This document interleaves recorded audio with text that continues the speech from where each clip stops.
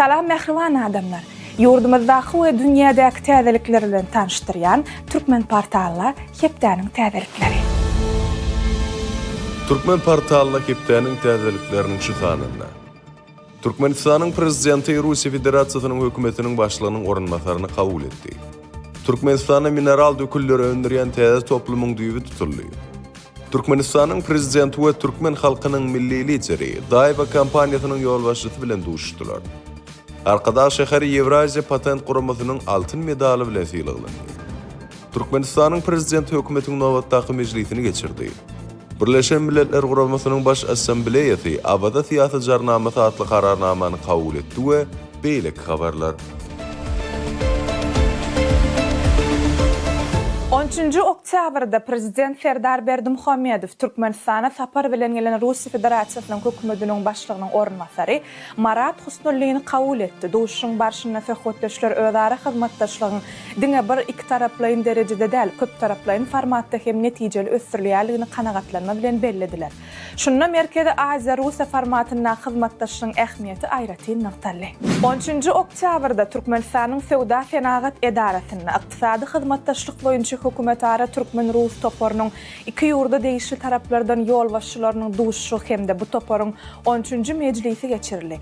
Duşuşyň barşyna odar gazanlan ilalaşyklar iş ýüzünde durmuşa geçirmek, täze özara bähwitli taslamalar amala aşyrmak we bar bolan ägir uly mümkinçiliklerden dolu derejede peýdalanmak bilen bagly meselelere garaldy.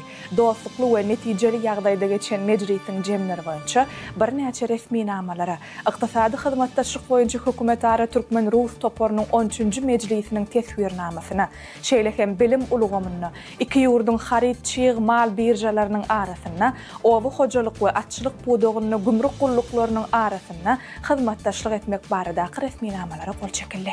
14-nji oktýabrda Türkmen halkynyň milli lideri Türkmenistanyň halk maslahatynyň başlygy Gurbanuly Berdimuhammedow sapar bilen gelen Daýba Engineering Construction Korea kompaniýasynyň müdiriýetiniň başlygy Jong Won-ju bilen duşuşdy. Duşuşykda özara bähwitli hyzmatdaşlygyň ýylygy derli ösdürilýärligi we onu täze uğurlarda ösdürmek babatda mümkinçilikleriň bardygy bellenildi. İşe Türkmenistanyna netijeli işlemäge döredilýän amatly şertler üçin hoşallyk bildirip, ýolbaşçylyk edýän kompaniýasynyň öz üstüne alan şertnamalaryň borçnamalaryny üstünlikli ýerine ýetirmäge mundan beýlekde jogapkärçilikni çemeleşikdigini belledi. 15-nji oktýabrda Türkmenistanyň prezidenti Serdar Berdimuhammedow Türkmenawa şäherindäki Saparmurat Ataýew ýaswadynaky himiýa zawodunda mineral dökülleri öňürýän toplumyň gurulşygynyň düýbün tutmak dawrasyna gatnaşdy. Türkmenistanyň prezidenti bu ýerde ýörüýte gurnulan mejlisler zalyna gutluk söz bilen çykyş etdi. Bellenşiýaly täze toplumda ýylda 350 000 tonna superfosfat we 100 000 tonna ammonium sulfaty öňürler. Toplumyň gurulşygyny Daýba Engineering Construction Korea kompaniýasy ýerine ýetirer. Soňra döwlet başçylaryň toplumyň gurulşygyna ak pata berdi. 15-nji oktýabrda Türkmenistanyň prezidenti Serdar Berdimuhammedow Türkmenawat halkara howa menziline Daýba Engineering Construction Korea kompaniýasynyň müdiriýetiniň başlygy Jong Won-juny kabul etdi. Duşuň barşyna Türkmenistanyň Daýba Korea kompaniýasy bilen ýola goýan hyzmatdaşlygynyň netijeli häsiýeti bellenildi. İşe Türkmenistana durmuş ykdysady maksatnamalary amala aşyrmagy goşmagy ýolbaşçylyk edýän kompaniýasy üçin uly hormatdygyny belläp, Daýba Korea kompaniýasynyň türkmen bazaryna netijeli iş alyp barmagyna döredilýän amatly şertler bilen baglykda hoşallygyny beýan etdi. Aşgabat şäheriniň ýörüýteleşdirilen 97-nji orta mektebiniň 12-nji sınıf okuwçylary Anoradow Begej, Bayramow Ayhan, Anna Nepesow, Salih Google'ın Firebase Studio Championship Central Asia 2025 ýarşyna 2-nji oruny eýelediler. Olar Terra Vibe atly taslama bilen çykyş edip, ilkinden ilkinji onlugy girdiler. Soňra online we offline geçirilen finaly internet arkaly gatnaşyp 2-nji oruny eýelediler. Olaryň Terra Vibe taslamasy kamera arkaly surata düşürilen ösümlüğün ýagdaýy barady emeli aň arkaly düşündürüş bermek we islenlik ösümlüğün şikayet ýeten ýerini ýa-da kemçiliklerini suratyň üstü bilen bilmäge ukyplydyr. Goloyda Büyük Britaniýanyň Times Higher Education guramasy tarapyndan yglan edilen netijelere görä, Türkmenistanyň 13 tany ýokary okuw mektebi habarçy derejesi bilen The World Anniversary Rankings 2026 adly dünýä uniwersitetleriniň 20-nji gezek çap edilen reytingine girdildi. The guramasynyň halkara hünärmeller tarapyndan taýýarlanan täze usuliýet boýunça uniwersitetleriň işine toplumlaryň baha berilýär. Ol 18 sany seljerlen görkölje esaslanýar we ýokary okuw mekdepleriniň netijeligini şu 5 esasy ugur boýunça ölçemäge mümkinçilik berýär.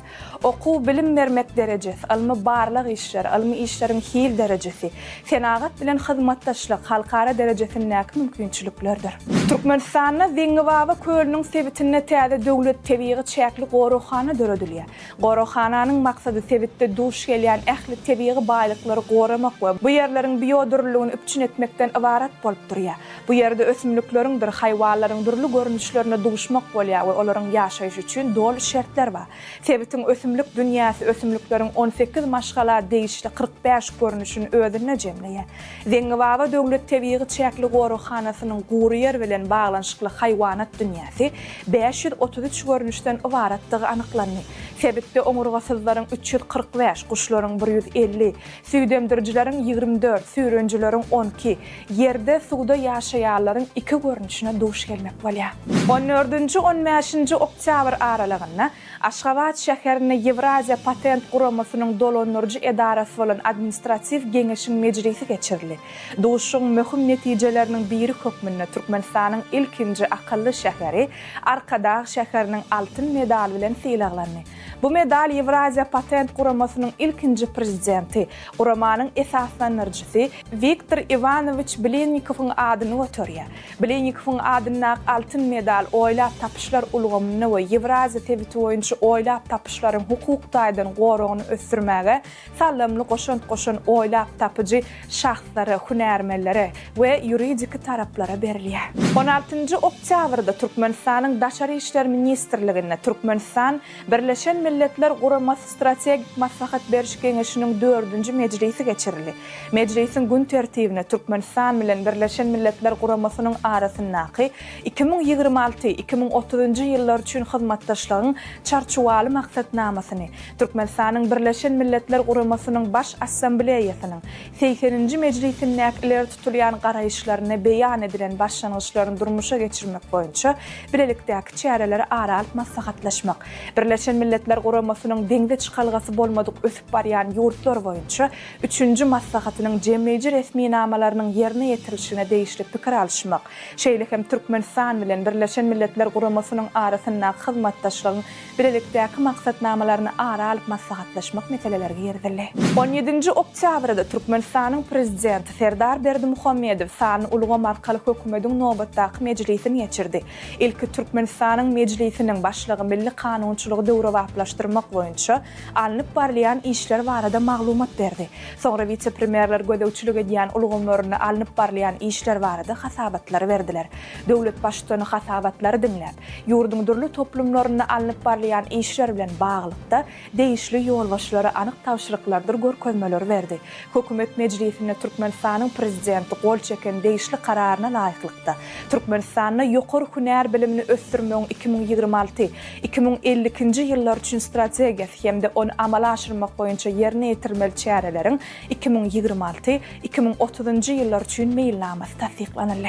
17-nji oktýabrda prezident Serdar Berdimuhammedow Türkmenistana sapar bilen gelen Gazagystan Respublikasynyň premier ministriniň ornmasary hökümet diwanynyň ýolbaşçysy Galymjan Goýşubaýew kabul etdi. Duşlukda iki taraplyň hyzmatdaşlygyň meseleleri ara alyp maslahatlaşyldy. Hususan syýasy ulgamda gatnaşyklaryň sögda ykdysady, ulug we logistika, medeniýet ulgamlaryna hyzmatdaşlygyň işçiň ösdürilýänligi bellenildi. Sanylaşdyrmak, infrastruktura we innovasiýalar, ýaşyl ykdysadyýet, daşky gurşaw goramak ýaly ulgamlar türkmen gazak hyzmatdaşlygynyň geljegi ul ugurlarynyň hataryna bellenildi. 14-nji oktýabrda Amerikanyň Birleşen Ştatlarynyň New York şäherine Birleşen Milletler Guramasynyň baş assambleýasynyň 80-nji sessiýasynyň 18-nji plenar mejlisiniň dowamyna awada syýasat jarnamasy Ajansı adlı kararnama bir ağızdan kabul edildi. Bu barada hökümet meclisinde Türkmenistanyň Ministrler Kabinetiniň başlygynyň orunmasary, Daşary işler ministri Raşid Meredov hasabatyna dellenildi. Kararnama şu ýylyň awgust aýynda awada milli siýahatçylyk zowlagyna geçirilen Birleşen Milletler Guramasynyň deňde çykalgasy bolmadyk ösüp barýan döwletler boýunça 3-nji netijeler boýunça kabul edilen awada siýasat jarnamasyna esaslanýar. Germaniýanyň Frankfurt şäherine Türkmenistanyň ykdysadyetiniň günlerini geçirmek meýilleşdirilýär. Bu barada hökümet meclisinde vice-premier Ataguly Ifan hasabatyna aýdyldy. Forumda Türkmenistanyň Nevit gaz we himiýa senagat pudoklaryna maýa goýum tassamalary, häzirki zaman owy hojalyk tehnologiýalary we dokma senagatynyň innovasiýalar, saglyk goraş we derman senagaty ulgamlarynyň ösüşi, şol sany Arkadağ şäheriniň lukmançylyk klasteri bilen tanışdyrmak gözüňe tutulýar. Foruma Germaniýanyň durly uğurlarda iş alyp barýan 50-den gowrak edara guramalary kampaniýalary gatnaşar. Dünya täzelikleri. 13 oktýabrda Yaponiýanyň Osaka şäherinde Expo 2025 bütün dünýä sergisiniň ýapylyş dawraty geçirildi. Oňa türkmen wekiliýeti hem gatnaşdy. Çärede ýylyň dowamyna bu serginiň çäklerini geçirilen dawralar we gyzykly pursatlar barada bir näçe video şekiller görkezildi hemde çykyşlar dinlenildi. Ýapylyş dawratynyň ahyryna Expo bütün dünýä sergisiniň baýdagy düşürilip, ol Expo 2030 Er-Riyad bütün dünýä sergisine geçirmäge hukuk gazanan Saudi Arabistan padşahlygynyň wekiliýetine hormat bilen gowşuruldy. Ýergelerine bellesek Expo 2025 sergisinde Türkmenistanyň pavilyony barp görýän adamlaryň sany boýunça ilkinji üçlüge girdi. Yarım ýylda oňa 2 millióndan gowrak adam bardy. Pavilyonda ýurduň medeniýeti, däpde surlary, taryhy hemde innovasiýon mümkinçilikleri tanışdyrylýar. Täze Zelandiýanyň ady 2253 sözden durýan ýaşaýjysy Guinness Rekordlar kitabyna girdi. Ýagny 60 ýaşly Lawrence Watkinson gurrun bermegine görä, onuň toly adyny aýtmak üçin 20 minut töwere wagt gerek. Özüniň geň adyny erkek kişi 1990-njy ýylda oýlap tapdy. 1990-njy ýylda Oakland'yň ýokarky adiýetine ol özüniň 6 sahypada çap edilen täze adynyň eýesi boldy. Töweregin näkileriň ýaňsılamalaryna garamazdan ol öz üstünligine goýanýar. Täze Zelandiýanyň täze kanunçylygyna laýyklykda şeýle adlar inilen meýle kasaba aldyrmak bolmaýar. Şonuň üçin Watkinson adynyň öňüne geçşek ýok. Dünýä bazarlaryna altynyň bahasy täze taryhy rekord derejesine ýetdi. Çarşamba günü ýerde New Yorkdaky COMEX birjasyna dekabr aýy üçin altynyň futureslarynyň bahasy bir troy unsiýasy üçin 4204,112 derejesine çykdy. Bu bolsa öňkü sowdalaşyklaryň ýapylyşy bilen deňeşdirilende 0,98 ýokarlanma bolup durýar. Bu gymmat bahaly metal üçin birja sowdalaşyklarynyň täze taryhy aňryçak görkezji hökmünde bellenildi. Adatça gymmat bahaly metallaryň bahasynyň ýokarlanmagy ykdysady durnuksuzlyk şertlerine, gora aktivlerine bolan islegiň artmagy bilen baglanşdyrylýar. Şwetsiýanyň Padşahlyk Ilmlar Akademiýasynyň Nobel geňeşi ykdysadyýet ugry boýunça 2025-nji ýyllaky eýelerini eglan etdi. Bayraq Amerikalyk ykdysadyýetçi Joel Mocker, Fransaly Philip Agon we Kanadaly Peter Howitt alarlar. Olara bayraq innovasiýon ykdysady ötüşüň gurallaryny düşündirmäge goşan-goşandy üçin gowşurulýar.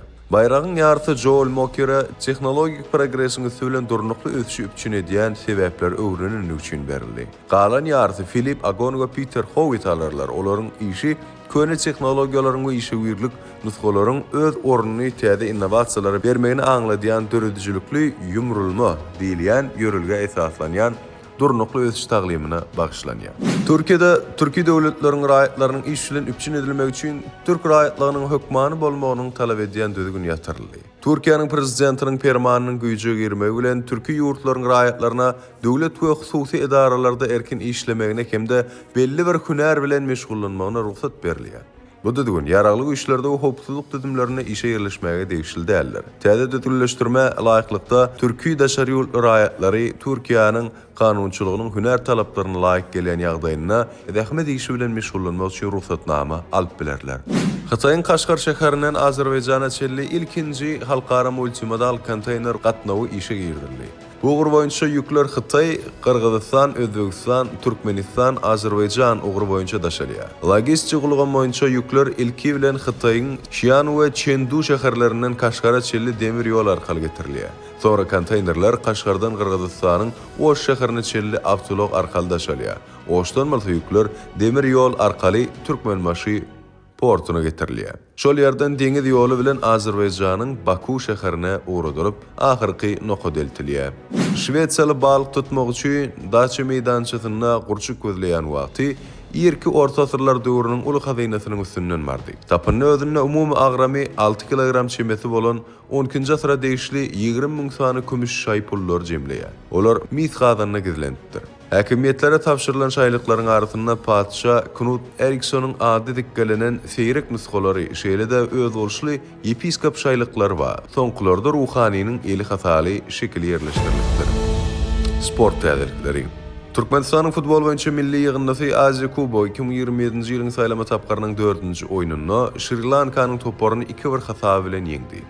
Bu toparçanyň duşşugy arkada şäherine geçirildi. 4 tapgyrdan soň Türkmenistanyň milli ýygyndasy 9 toplap Taýlandyň topary bilen bu toparçanyň liderligini paýlaşýarlar. Sri Lanka 3-nji orny egelemek bilen liderlerden 3 utuk ýyzda galýar. Hiç ýyl utuk toplap bilmedik Hytaý Taýbeý topar bolsa ýaş tertibiniň soňky ornyna ýerleşdi.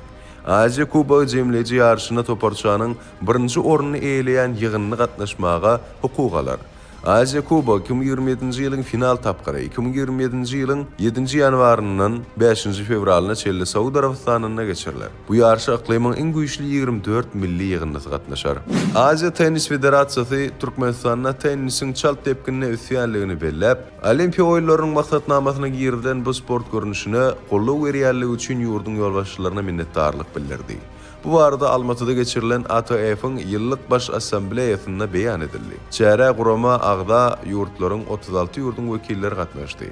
Türkmenistan ATF-iň witse-prezidenti we Türkmenistan Tennis Federasiýasynyň başlygy Iziz Döwletov wekilçilik etdi. Bütün Dünýä Futbol Federasiýasynyň assosiasiýasy tarapyndan Türkmenistanyň Futbol Federasiýasynyň başlygy Guwanç Öwekow FIFA-nyň tehnik ösüş komitetine agda hökmünde saýlandy. FIFA agda bolan federasiýalaryň 211-siniň arasyndan 24 wekiliň şoltana Türkmenistanyň wekiliniň bu gurama agda hökmünde saýlanlygy ýurdun futboluň ösüşine berilýän ýokary bahanyň netijesi diýilip Türkmenistanyň Futbol Federasiýasynyň saýtynda habar berildi. FIFA-nyň tehnik ösüş komiteti dünýäde çağalar, edenanlar, köpçüliklerin futbol östürmekde, tälimçilerden başlap ýaşlaryň futbol bilimlerini artdyrmakda sallamly işleri alyp barýar. Bu komitetin tagallasy netijesinde ýurdun ösüş ýoluna olan federasiýalardyr. Assosiasiýalar geljegi nazarlayan maksatnamalary durmuşa geçirmäge mümkinçilik alýarlar.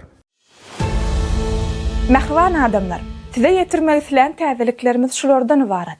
Ähli habarlar bilen bolsa dogrulygyna Türkmen Portal web saýtymyzda tanyşyp bilersiňiz. Ýatdan çykarmaň. Türkmen Portal siziň eň ygtybarly maglumat çeşmeňizdir. Sag bolun.